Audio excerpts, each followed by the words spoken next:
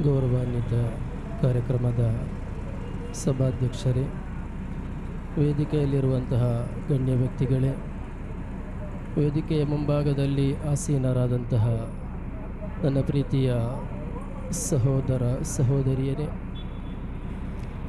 ಸರ್ವಕಲಾ ಸೇವಾ ಟ್ರಸ್ಟ್ ಶಂಕರಪುರ ಇವರು ಹಮ್ಮಿಕೊಂಡಂತಹ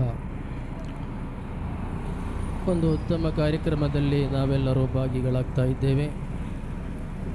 ಇದೀಗಾಗಲೇ ವೇದಿಕೆಯಲ್ಲಿ ಸಮಾಜ ಸೇವೆಯಲ್ಲಿ ತಮ್ಮನ್ನು ತಾವು ತೊಡಗಿಸಿಕೊಂಡಂತಹ ಕೆಲವೊಂದು ಸಮಾಜ ಸೇವಕರನ್ನು ಗುರುತಿಸಿ ಅವರನ್ನು ಸನ್ಮಾನಿಸುವಂತಹ ಒಂದು ಅತ್ಯುತ್ತಮ ಕಾರ್ಯಕ್ರಮವು ವೇದಿಕೆಯಲ್ಲಿ ಈಗಾಗಲೇ ನಡೆದಿದೆ. ಸಮಾಜ ಸೇವೆ ಎನ್ನುವುದು ಅದು ಭಗವಂತನ ಸೇವೆ ಅಂತ ಹೇಳ್ತಾರೆ. ಅದೇ ರೀತಿಯಲ್ಲಿ ಯಾವುದೇ ಪ್ರತಿಫಲಾಪೇಕ್ಷೆ ಇಲ್ಲದೆ ನಿಸ್ವಾರ್ಥವಾಗಿ ಸೇವೆಗೈದಂತಹ ಸಮಾಜ ಸೇವಕರನ್ನು ಗುರುತಿಸುವುದು ಸಮಾಜದ ಜವಾಬ್ದಾರಿಯಾಗಿದೆ. ಅಂತಹ ಒಂದು ಕಾರ್ಯಕ್ರಮಕ್ಕೆ ನಮ್ಮ ವೇದಿಕೆಯು ಈಗಾಗಲೇ ಸಾಕ್ಷಿಯಾಗಿದೆ. ಧರ್ಮಗಳು ಅಂತ ಹೇಳಿದರೆ ನಮಗೆ ಗೊತ್ತಿರಬಹುದು, ಧರ್ಮಗಳ ಉದಯ ಯಾಕೆ ಆಯಿತು ಅಂತ ನಾವು ಚಿಂತಿಸ್ತಾ ಹೋದರೆ ಪವಿತ್ರವಾದಂತಹ ಹಿಂದೂ ಧರ್ಮ ಹೇಳುತ್ತದೆ, ಅಸತೋಮ ಸದ್ಗಮಯ ತಮಸೋಮ ಜ್ಯೋತಿರ್ಗಮಯ.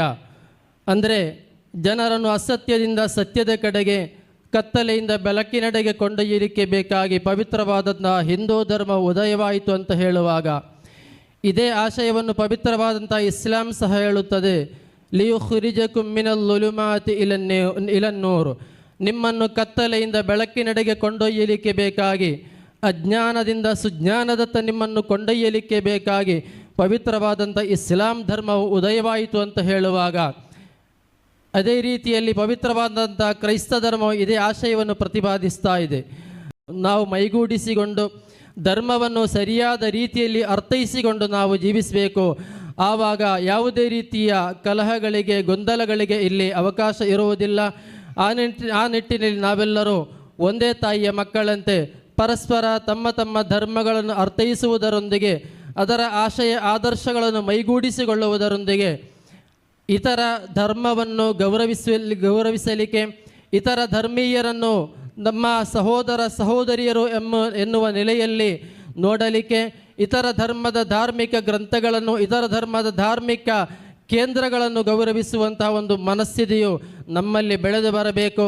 ಹಾಗಾದಲ್ಲಿ ಮಾತ್ರ ಭಾರತದಂತಹ ಪವಿತ್ರವಾದಂತಹ ಭಾರತ ದೇಶದ ವಿವಿಧತೆಯಲ್ಲಿ ಏಕತೆ ಎನ್ನುವಂತಹ ಆ ಒಂದು ಸಂದೇಶವು ಇಲ್ಲಿ ನೆಲೆಗೊಳ್ಳಲಿಕ್ಕೆ ಸಾಧ್ಯ.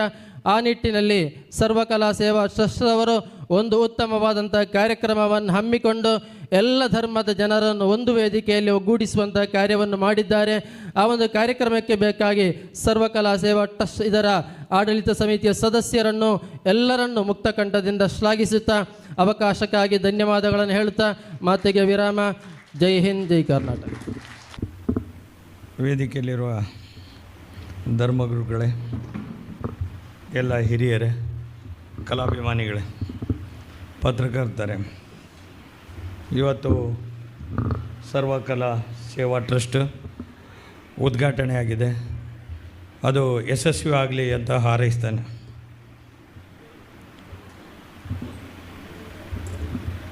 ಈ ಟ್ರಸ್ಟಿನ ಅಧ್ಯಕ್ಷರಾದ ನೇಮಾ ಲೋಬೋ, ಜೋಸೆಫ್ ಲೋಬೋ ಹಾಗೂ ಜನಿಷಾ ಲೋಬೋ ಅವರು ಇಡೀ ಫ್ಯಾಮಿಲಿಯನ್ನು ಇದಕ್ಕಾಗಿ ತೊಡಗಿಸಿದ್ದಾರೆ.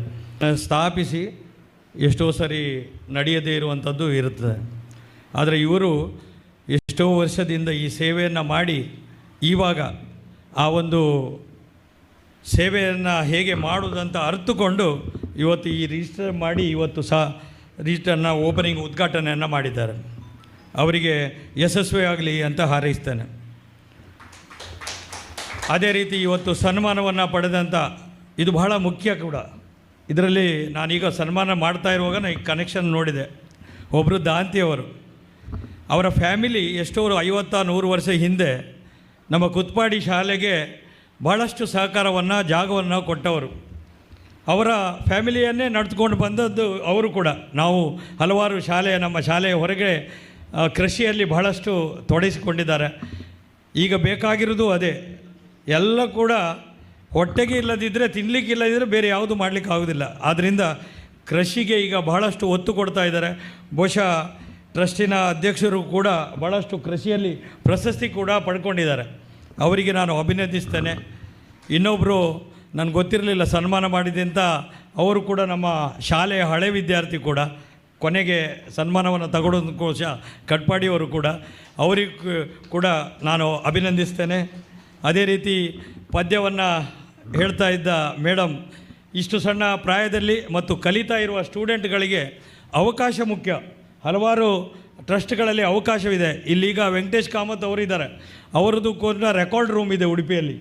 ಅದು ಬಹಳಷ್ಟು ಮಕ್ಕಳಿಗೆ ಸಹಕಾರವಾಗುವಂಥ ಕೆಲಸವನ್ನು ಅವರು ಮಾಡ್ತಾ ಇದ್ದಾರೆ.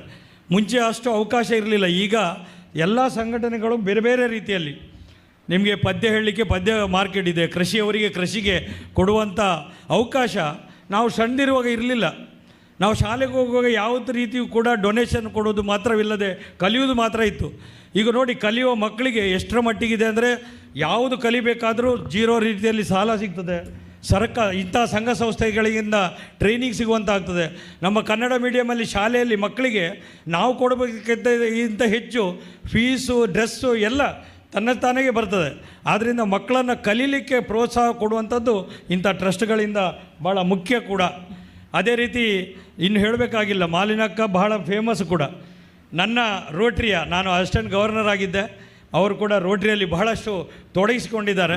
ಈ ಭಾಗದಲ್ಲಿ ರೋಟ್ರಿ ಮತ್ತು ಅವರು ರಾಜಕೀಯದಲ್ಲಿ ಕೂಡ ಇದ್ದವರು, ಬಹಳಷ್ಟು ಕೆಲಸವನ್ನು ಮಾಡ್ತಾ ಇದ್ದಾರೆ. ಅವರ ಅಧಿಕಾರ ಇವತ್ತು ಹೋಯ್ತು ಅಂತ ಹೇಳಿದ್ದಾರೆ. ಇನ್ನೂ ಕೂಡ ಅಧಿಕಾರ ಸಿಗಲಿ ಅವರಿಗೆ, ಪುನಃ ಇಂಥ ಅವಕಾಶ ಮಾಡಲಿ, ಸೇವೆಯನ್ನು ಮಾಡುವಂತಾಗಲಿ ಅಂತ ಹಾರೈಸ್ತಾ ಇದ್ದೇನೆ. ಅದೇ ರೀತಿ ನಮ್ಮ ಬ್ಲಡ್ ಎಷ್ಟೋ ಕೊಟ್ಟಿದ್ರಂತೆ, ಅವರು ಮೈಸೂರಿಂದ ಇಲ್ಲಿ ಬಂದು ನಮ್ಮ ಊರಿನವರಿಗೆ ತೋರಿಸಿಕೊಟ್ಟಿದ್ದಾರೆ ಹೇಗೆ ಎಷ್ಟು ಸರಿ ಬ್ಲಡ್ ಕೊಡಬೇಕು. ದಯವಿಟ್ಟು ಅವ್ರು ಹೇಳಬೇಕು, ಒಂದು ಸರಿ ಬ್ಲಡ್ ಕೊಟ್ಟರೆ ವೀಕ್ನೆಸ್ ಎಷ್ಟಾಗುತ್ತೆ, ಆಗೋದಿಲ್ಲ ಅಂತ ತೋರಿಸಿಕೊಡಲಿಕ್ಕೆ ಅವರೊಂದು ಮಾದರಿಯಾಗಿದ್ದಾರೆ. ಅಂಥ ವ್ಯಕ್ತಿಯನ್ನು ಸನ್ಮಾನಿಸಿದ್ದೀರಿ, ಅವರಿಗೂ ನಾನು ಅಭಿನಂದನೆಯನ್ನು ಸಲ್ಲಿಸ್ತೇನೆ. ಕೊನೆಯಾಗಿ ಈ ಪಿಕ್ಚರ್ ನನಗೂ ಒಂದು ಸಂಬಂಧ ಇದೆ ಈ ಟ್ರಸ್ಟಿಗೆ. ಅವರ ಮಗಳು ನಮ್ಮ ಪಿಕ್ಚರಲ್ಲಿ ಆ್ಯಕ್ಟ್ ಮಾಡಿದ್ದಾರೆ, ಸ್ಕೂಲ್ ಲೀಡರ್ ಅಂತ. ಇದು ಕೂಡ ನಾವು ಮಾಡಿರುವಂಥದ್ದು. ನಮ್ಮ ಊರಿನ ಅಲ್ಲಿಯ 25 ಶಾಲೆಯ 120 ಮಕ್ಕಳು ಮೊದಲಾಗಿ ಆ್ಯಕ್ಟ್ ಮಾಡಿದ್ದಾರೆ. ಅಷ್ಟು ಒಳ್ಳೆಯ ಆ್ಯಕ್ಟನ್ನು ಅವರ ಮಕ್ಕಳು ಮಾಡಿದ್ದಾರೆ. ಅವರು ನಮ್ಮ ಪಿಕ್ಚರಿಗೋಸ್ಕರ, ಸಿನಿಮಾಗೋಸ್ಕರ ಅವರ ಇಡೀ ಫ್ಯಾಮಿಲಿ ಭಾಳಷ್ಟು ಉತ್ತೇಜನವನ್ನು ಕೊಟ್ಟಿದ್ದಾರೆ. ಅವರಿಗೆ ಯಶಸ್ಸು ಸಿಗಲಿ. ಈ ಟ್ರಸ್ಟಿಗೆ ನಮ್ಮಿಂದ ಏನು ಸಾಧ್ಯ ಇದೆಯಾ ಅದನ್ನು ಎಲ್ಲ ಮಾಡಲಿಕ್ಕೆ ನಾವು ತಯಾರಿದ್ದೇವೆ. ಮುಂದೆ ಒಂದು ಒಳ್ಳೆಯ ಕೆಲಸ, ಇಂಥ ಗುರುಗಳ ಆಶೀರ್ವಾದ ಮತ್ತು ತಮ್ಮೆಲ್ಲರ ಸಹಕಾರದೊಂದಿಗೆ ಈ ಟ್ರಸ್ಟನ್ನು ಮುನ್ನಡೆಸ್ಕೊಂಡು ಹೋಗಲಿ. ಮುಂದಕ್ಕೂ ನಮಗೆ ಈ ಅವಕಾಶ ಮಾಡಿಕೊಡಲಿ. ಇಂಥ ಒಂದು ಅವಕಾಶ ಮಾಡಿಕೊಟ್ಟದ್ದಕ್ಕಾಗಿ ತಮಗೆಲ್ಲರಿಗೂ ಅಭಿನಂದಿಸಿ ನನ್ನ 2 ಮಾತನ್ನು ಮುಗಿಸ್ತೇನೆ. ಜೈ ಹಿಂದ್, ಜೈ ಕರ್ನಾಟಕ.